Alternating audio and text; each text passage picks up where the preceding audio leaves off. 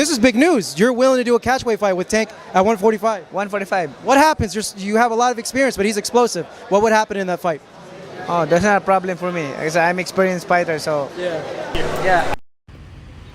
Isang mapagpalang araw, ayan na nga ang hinihintay ng lahat. Itong si Gervonta Davis ay sumagot na. Dahil sinabi ni Pacquiao na move to 147 or 145. We will fight. Sabi niya gano'n. At ang sabi naman itong si Gervonta Davis, sumagot na siya. I'll fight you next. So magandang laban to.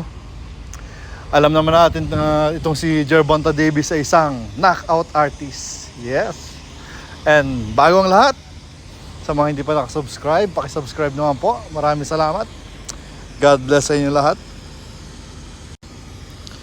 Ayan nga, sumagot na itong si Gervonta Davis.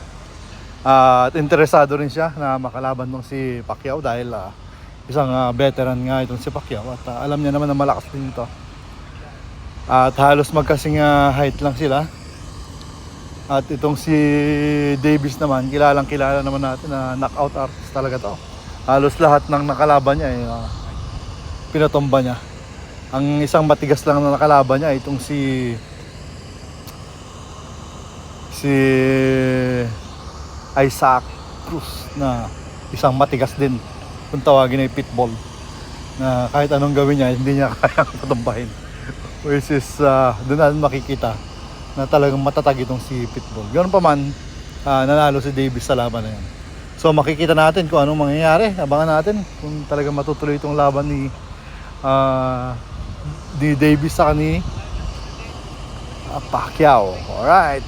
So shoutout sa lahat. God bless. God bless. Thank you sa mga nag-subscribe. Thank you. Manny, Gervonta Davis, what do you think of him? What do you make of him as a fighter?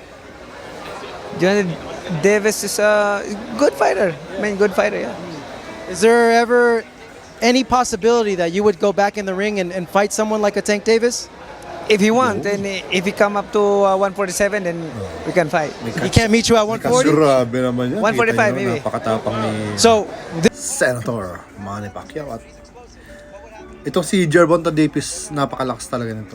Dahil halos pinabagsak niya lahat yung mga nakalaban niya. Pero kaya ni Pacman yan.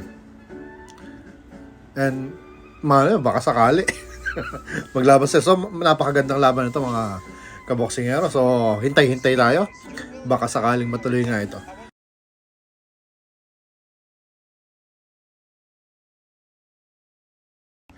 Yan, samantala ang exhibition fight ni Manny Pacquiao sa ni Floyd Mayweather, gaganapin sa Japan. Yan nga po, silang dalawa. Nasa 6th round lang ito. Exhibition lang. So natanong rin dito kung gusto niyang gawing totoo yung laban nila. Sabi naman ni Pacman, bakit hindi pag gusto niya? Yeah. So yan, abangan din natin kung anong mangyayari sa mga laban na to. So salamat, maraming salamat sa mga kapanood.